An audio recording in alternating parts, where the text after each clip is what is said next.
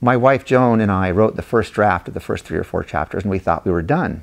And then I found this huge box of letters that cataloged everything my dad and his dad wrote back and forth to each other throughout the 1930s and 1940s and into the 50s.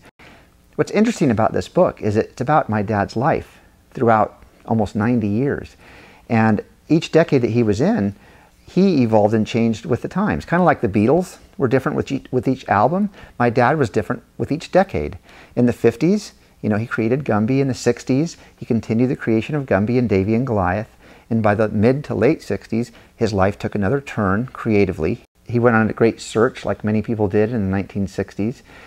And you learn about the people that he came in contact with. He had a spiritual journey that is also in this book. Then there is the family journey. You learn about my amazing sister, who was an artist just like my dad, who was on a path to be a creator like him, and she tragically died, and how that affected my parents and me. You learn about how my dad overcame that and started a whole new rebirth of Gumby. What my dad went through was in the 1920s, he grew up as a child, had kind of a normal upbringing. There was a divorce in the family, and he lived with his dad. His dad died in a car accident. He took a train out to California to be with his mom and his new stepdad. His new stepdad put him in a halfway house.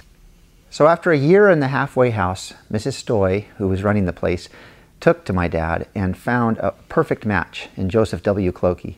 In the book, you'll learn all the details about this wonderful Renaissance man who was a naturalist, took young Arthur on trips all over the country and the world with his film camera, and he provided my dad with a great education and a wonderful adventure, father-son adventure that they had. It was during the Depression, and yet because he was a professor of music, they had the time and money to travel.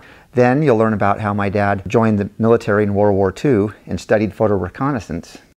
This book also goes into the influences that my dad had throughout his life and his interests and his passions, both through college and the woman he marries, about her life and her background. So you learn about the people that worked for my parents and got their start at the studio, and then where they went after that.